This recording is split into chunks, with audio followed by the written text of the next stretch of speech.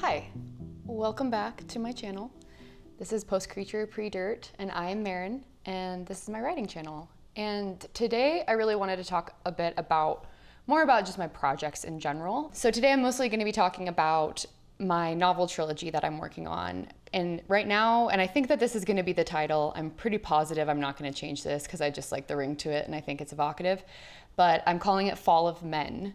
And it's going to be 3 books, obviously, because it's a trilogy. I was actually here, this is my dad's house that I'm at right now. I was here when I had the idea for Fall of Men, which I had the idea almost exactly a year ago. And last year, I gave myself a couple of months to just really outline and think about it and try to figure out what exactly I was trying to convey with this story. It was October when I really was like, okay, this is my outline. This is what this story is going to be, so that in November for NaNoWriMo, I could just go crazy. So over November and then part of December, I wrote a 0 draft, but it was actually only like 30,000 words. So I realized in that time that I'm kind of an underwriter, but also when I went back to start revising this winter, I realized that I had left so many blank spots. I had done entire chapters that were just summaries. And it made me realize that I was like, I actually don't know if this story is working. And for me, at least, I learned that it's like, if I'm leaving blank chapters, it's probably because I don't really know what's going on or what the point of that chapter is, or the direction that it's going, or maybe I find that chapter kind of boring. And so, this whole writing process has been a real process of discovery for me. But then when I went back to revise, I was like pretty horrified by what I had because I had sort of created this story for myself that I wrote my first draft, like I completed a draft. And obviously 30,000 words is not a novel length draft. And also, there's so many holes in it, so many just like gaping holes in it. And so I was a little kind of confused by myself as to why I was like jumping the gun a little bit or thinking that I was farther along than I was. But in any case, when I went back to revise, I tried revising and I ended up doing probably around like 17,000 words before realizing that it sucked. The story was not good. It was all based around contrivances and conveniences and plot conveniences, and people were acting in ways that just like humans don't act. I sort of started to realize that the foundation of the story was like built on sand. And so this is something that I'm willing to share because I have ended up completely erasing this. But actually, like, the image that came to my mind that sparked this entire story was the image of a decommissioned or just abandoned satellite falling to Earth in the form of a comet. And I was imagining, what if civilization fell and humanity's in a dark age and there's this comet that falls from the sky, and say it's like the International Space Station or something that falls from the sky? Like, how big would that be? What would that look like? How would people make sense of it and how would people understand it? And so that was kind of like the jumping off point. It was kind of imagining like, oh, okay, what if there's like all of these like nomadic tribes or villages and things like that have, survived the fall of global civilization. What are they doing? What does that world look like? And so, so I was imagining all of these people and then imagining, this thing comes through. It's a dark age. People don't have any kind of understanding. They're living amid the ruins of the world, of the civilization that once stood there, but they don't have any sort of conception or understanding. Like, they've lost a lot of literacy, for instance. And so, just trying to figure out, okay, like, would they view that as like an omen or a sign, or like, would they want to follow that? And so that was kind of like, that was like the biggest sort of contrivance that I started with. And it's kind of unfortunate because it was like the main image that spurred me to want to write this story, realizing that it's like kind of not a good enough reason for the plot that I then wanted the story to follow. So it's like my main character is is just compelled, like they're all just compelled to follow this comet, and then they meet this group of people, and this group of people ask them to join them. And it all just felt like a little too convenient, but also it was lacking a lot of tension from the jump. And that was something that I had a really hard time injecting in retrospectively while I was trying to revise. And I think that's because it's just like the foundation of the conflict that's like the inciting incident just didn't feel strong enough. It felt like a superstition was kind of like propelling the plot forward. And then it was just convenient, everything else that would follow to get my character from the inciting incident to the sort of call to adventure portion.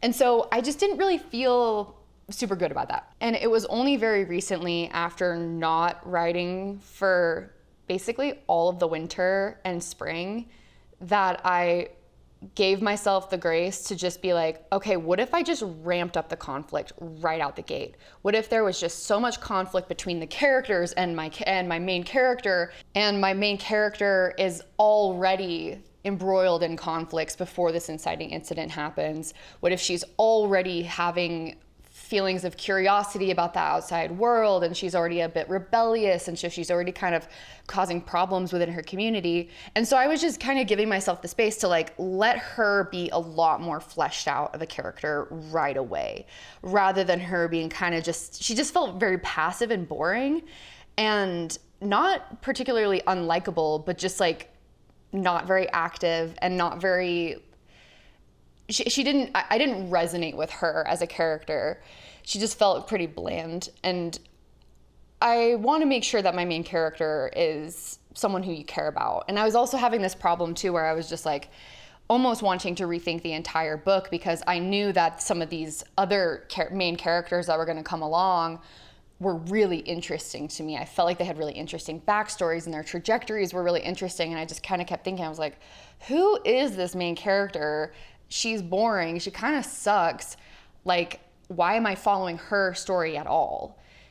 And so just overthinking of that, and then just being like, okay, wait, there's a way for me to revise this character and rewrite her so that she's actually super impactful to the story, impactful to the plot, and she's not just sort of this, one-dimensional stand-in for the reader kind of character, which is not really what I want in this case. So I rewrote the whole thing, and that's what I've been doing over this month. I started on June 1st, and I've written now with a few, like, adding in certain there were certain paragraphs in my other drafts that I felt like were fine to incorporate into this current draft.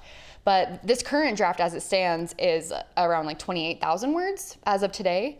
And that feels pretty good, because that's as long as the draft that I wrote during NaNoWriMo in December. And so already this is feeling so much more alive and fleshed out. I feel like the conflict is fun and interesting, and the characters are really, really deep and complex. And obviously there's a lot of problems. This is like basically a first draft in a sense. I feel like I kind of had the 0 draft that was like piece of shit, that just, which is good. That's what they're meant for. They're meant to be chucked, basically. And then I had that like second, that revision, and that was also chucked. I probably thrown away around 15 to 20,000 words, which, like, honestly isn't that bad. It's not that much compared to how much I could have needed to throw away. I mean, and I may still have to throw away that much when I'm getting to the final drafts of this.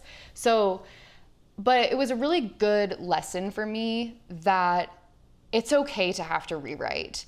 And that actually I'd really be shooting myself in the foot if I was trying to make a story work that just wasn't working, that was boring me. I was questioning my ability to write anything at all because of how I had written this story.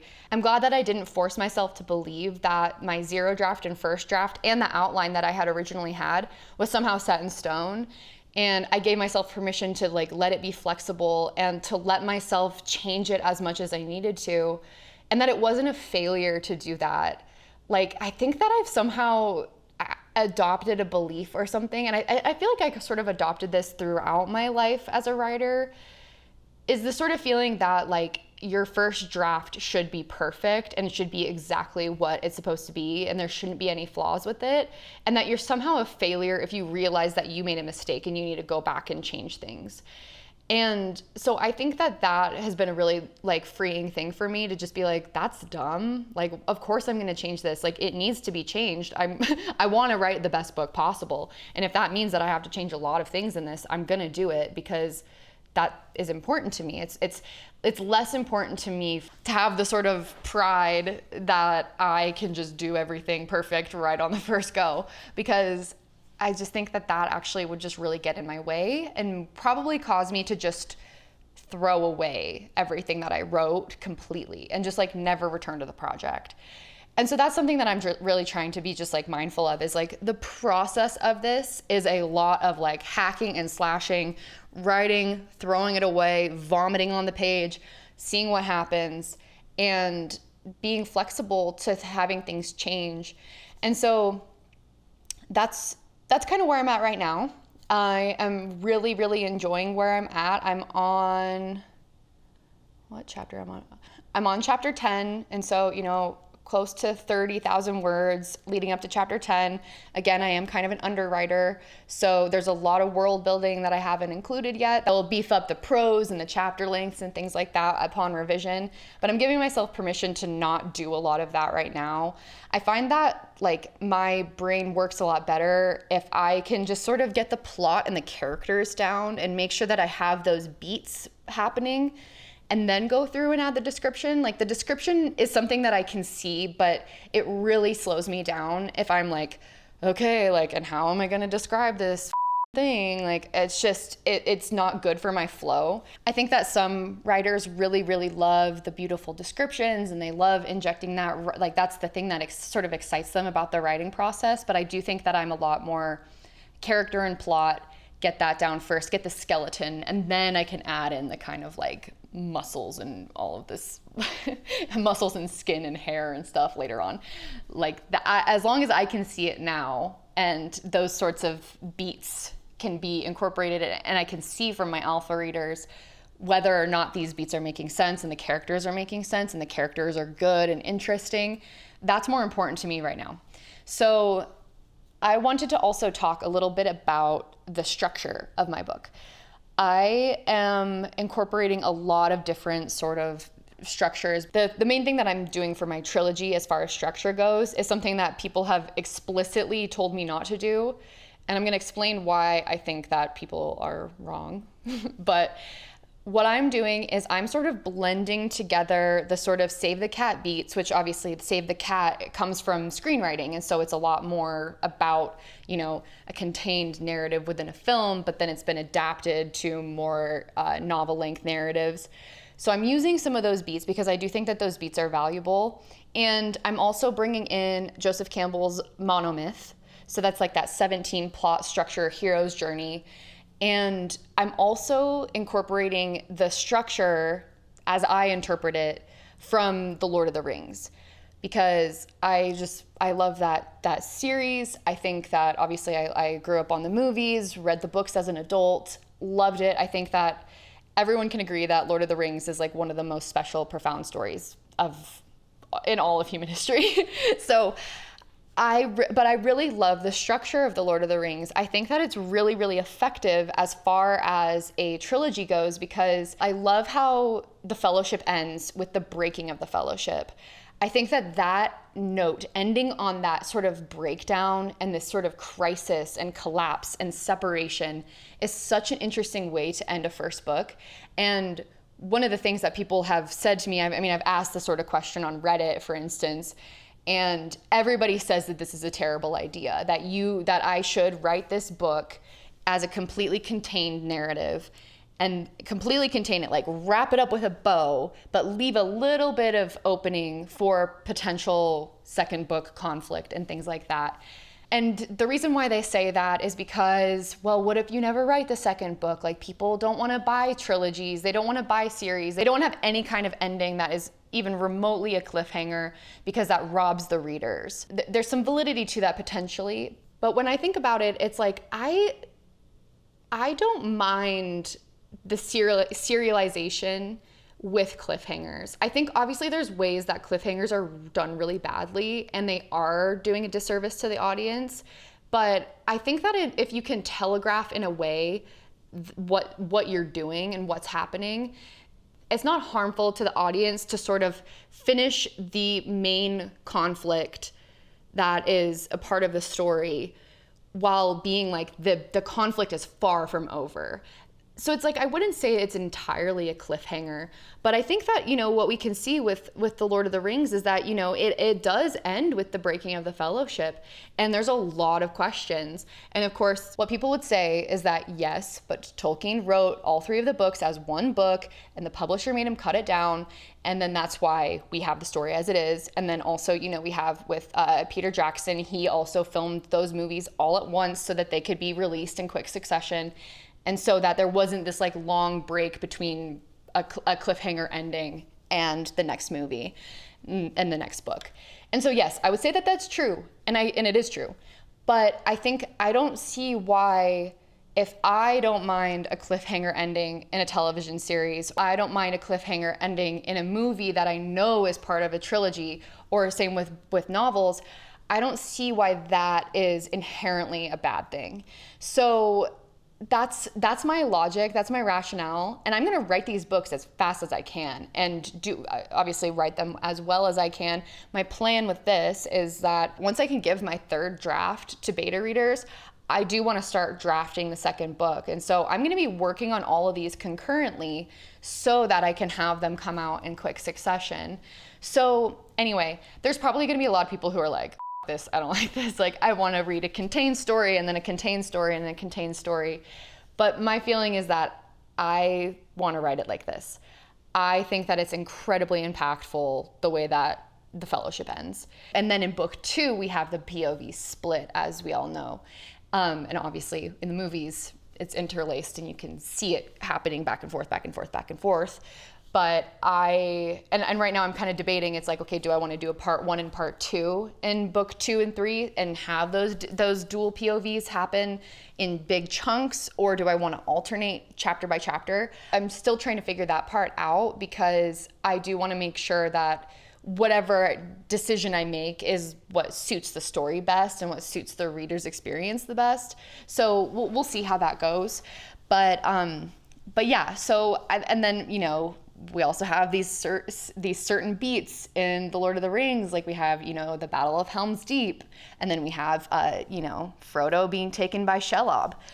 And so there are these other sort of story beats that it's like, okay, how does this work in my world? How does this work in my story? What are those sort of archetypes that are playing out in my story? And I'm also using a lot of the character archetypes in The Lord of the Rings as sort of avatars within my own story. Very, very different. It's really, really like loosely structured and based around these things, but I think that anyone who would be paying attention would be able to sort of see the influence, and I'm okay with that. I mean, I think like, I think that it's a good thing to kind of telegraph really like honestly what your influences are. And that ties perfectly into what I really wanted to talk about today too, which is what is influencing my story in general. And I already talked about The Lord of the Rings, but what I want to say really fast is that one of the things that I found to be very, very profound about The Lord of the Rings is that if you read Tolkien's letters, in it he will describe what he believes The Lord of the Rings to be about. And it's not about power, it's not about how man is hungry for power and how power corrupts. It's actually, in his words, The Lord of the Rings is about death, mortality, and the machine. Those were the words that he used to describe it. And so those are things that captivate my entire existence. Those are the things that I think about all the time. I'm constantly thinking about mortality and its role in humanity and how we understand ourselves, constantly thinking about the weight of death and how death brings about more life. And I'm constantly thinking about the machinification of modernity in particular and how that has impacted not only the biosphere, but humanity and all of the creatures that we share the world with. Those 3 themes are so important to everything about the way that I live my life. And so when I read those in his letters, I was like, oh my God, like, of course. I was like, this is so cool. So that is a big influence that I'm bringing into my trilogy. But some other sort of influences that I want to bring in, I think I said in my last video, a lot of the influences come from things that I loved when I was growing up and things that I still love. But when I was younger, the first sort of thought of this story came about when I was around 13. And during that time, all I did when I had free time was play Fallout 3. That was like my favorite thing. And my book is not gritty like Fallout 3, but I just really loved the sort of freedom that you have story-wise in a world where the sort of rules of civilization no longer apply. And there's this sort of anarchism existing within the world.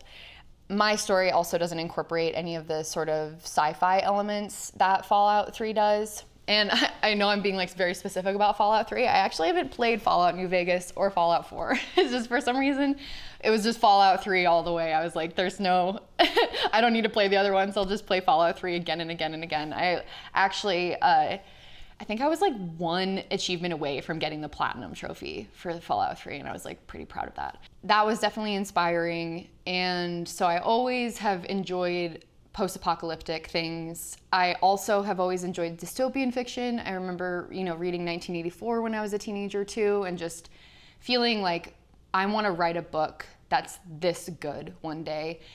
I don't think that I'm necessarily achieving that with this book. Maybe I one day will. Regardless, 1984 was probably one of the first books that I read that I was like, oh, writing is more than just something that's fun and entertaining, but it can be a real calling and a real call to action. And maybe in future videos, I'll go over my other the other things that inspire me about George Orwell and his philosophy around writing. But suffice it to say, that's another influence here. Another very, very important influence to this story is the work of Daniel Quinn. Daniel Quinn wrote a book called Ishmael. He wrote The Story of B. He wrote My Ishmael. He also has a bunch of books that aren't fiction, and they're more like collections of essays or talks, or they're a retelling of a particular myth or something.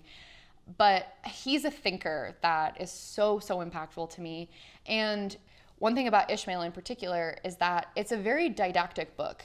And yet, at the same time, the character that is the sort of avatar for Daniel Quinn's voice, there's something about it that doesn't feel frustrating. It doesn't feel like you're being talked down to as the reader, because certain books that really have a very particular sort of philosophy that they're espousing through fiction can sometimes feel very preachy, or they can feel a little bit like I'm just listening to the opinions of this author. I don't really care what they think, or maybe I agree with everything that they're saying, but it still is kind of coming across a little annoying to feel like all of these characters are just avatars for the author's voice.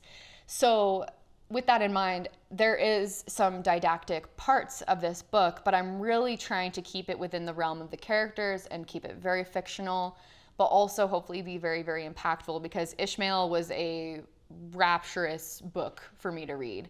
Made me realize that actually I'm not an alien. There's actually people who also feel this way about the world, and it's being expressed in this very, very gentle, compassionate way. So I'm trying to figure out how to ride that line carefully and write something that's still interesting, that doesn't throw the reader off too much. And of course, as a novelist, it's not going to be possible for me to fully distance myself and not inject certain opinions and philosophies that I have into the book, but I just want to do it carefully. I don't want the reader to walk away being like, oh, this author is just trying to tell me how to think. So that's a huge influence. And then a lot of the other influences for this book, honestly, mostly come from nonfiction, come from my own sort of experience of the world and trying to understand what I believe is going to lead to a lot of breakdown and the confluence of factors. In Fallout 3, it's a nuclear bomb. It's a nuclear fallout. The world goes into war. That's a pretty obvious, singular reason for the destruction and for the apocalypse. But in my story, it's a lot more like it's everything. Everything kind of comes to this conflagration, and then what's on the other side of that? And is there anything that can maybe be learned retroactively through the characters about what happened moving forward? Another much more recent influence is Andor. And if you haven't seen Andor, it is the best show I think I have to say that it's the best show that I've ever seen, because it really, truly impacted me in ways that no other media has ever impacted me, save the Lord of the Rings. Lord of the Rings is just like, eternally amazing. But Andor is incredibly powerful and profound, and it's so layered. Tony Gilroy is a genius. He's brilliant. And the things that he brought in from our world into that story to help us understand these characters and understand the world, he created something that is so powerful that I may do like a whole video just talking about Andor one of these days, because I think it's so important as far as like a beacon of what modern storytelling can be. And so I'm wanting to bring in some of the more moral complexity that comes along with something like rebellion or resistance into my story, because I think that there's something so human about all of the characters in Andor and the struggles that they face and the choices that they have to make, the really, really hard choices. I think that that's really powerful. I think that in the case of a book like The Lord of the Rings or a story like The Lord of the Rings, where you do have this sort of, nexus of evil, and it's just very apparent that that is the baddie, you can have these more very noble, perfect heroes in a sense. And obviously there's nuance there too. There's also flaws within these heroes, and there's heroism in all of these different ways that emerge from the characters in Lord of the Rings, and those are very aspirational heroisms. And I think it's really, really important to view that as like an aspirational piece of fiction.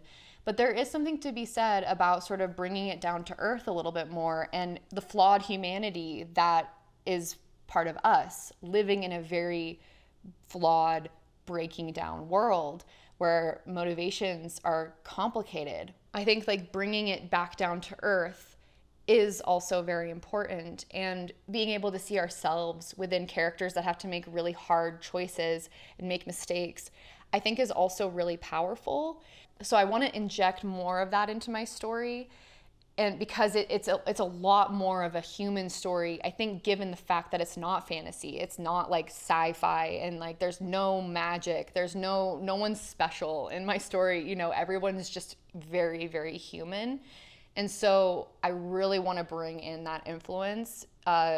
So those are kind of the main influences that I have. Maybe as I go, I'll kind of break down some of the other things that I'm bringing in that are influencing me. And so I think that everybody who writes a book is probably bringing in a lot of different influences. And I think that's what's really cool about art, and that's really cool about human creativity, is that we all kind of riff off of each other. And inspiration comes from really interesting places, like that flash of the satellite plummeting towards Earth. Even though that's not like featuring prominently in my story anymore, it just felt really cool to sort of have this like one image that then just spiraled out into this huge story that now I've been working on for basically a year. And so I just think that the creative process is surprising. And if anything, what I'm realizing too is like how much more fun it is to lean into a story that has been sort of bothering me for my whole life, and that has all of these influences that feel really authentic to me. And I think that the lesson that I'm learning, and I'm sure I'm going to have a lot more lessons to share, is just be yourself. Write the book that you want to read. Like when I was thinking about this book, I was just thinking like, man, okay, what do I like? I like post-apocalyptic. I like Daniel Quinn. I like, I like Andor. I like imagining a world that's not, we're not surrounded by like this machine technology and industrialism, and we're watching the planet die before our very eyes. I like imagining that kind of world. And so I was like, I should just write the book that I would want to read. And that's what I'm doing. If there's a story that wants to come out of you, you got to give it room to come out. So it's possible that the story that you really wish that you could read or watch is actually just the story that you're supposed to write, and somebody else is going to love your story, and they're going to be like, it's going to be like coming home when they read your story. So I think that that's just kind of the truth of being a creative and writing and being a storyteller. You don't know the impact that you might have on your audience. And obviously, I don't know what my impact is going to be yet. People might hate my book, and I know that that's a possibility, but still, I'm having so much fun writing it, and I'm really enjoying the process. And so I have to imagine there's at least like 10 people who are going to like it. And maybe that's enough. So anyway, thank you so much for watching. I really appreciate your viewership and I appreciate your attention. So thank you. Have a good one.